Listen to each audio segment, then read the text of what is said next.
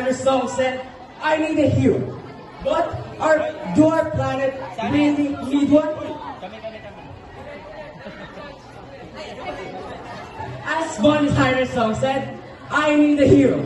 But does our planet really need one? So, it's absolutely pouring cats and dogs here. And it's raining very hard due to the generational run of Typhoon Julia. So, please stand by for the suspension of classes that we are all waiting for.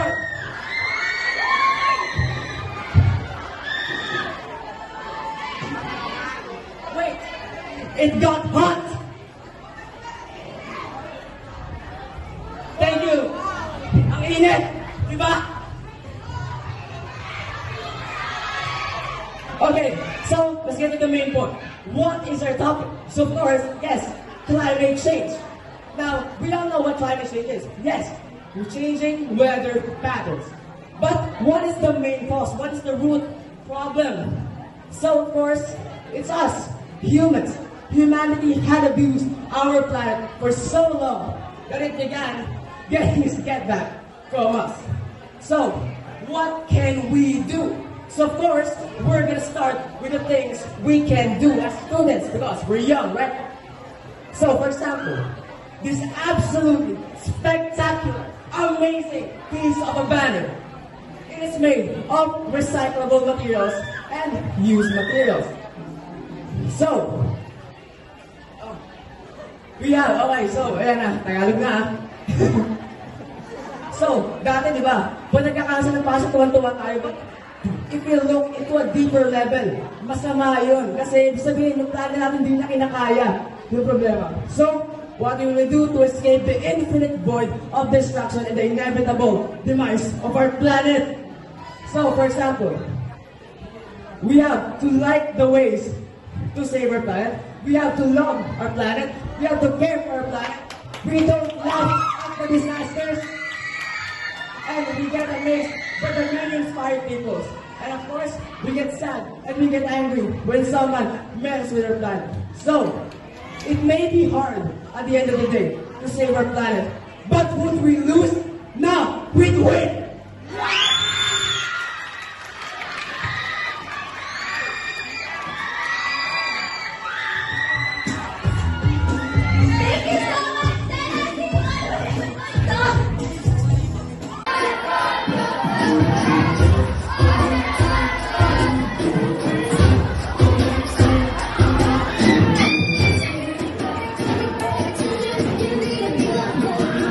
Guys, pakilala pa ba?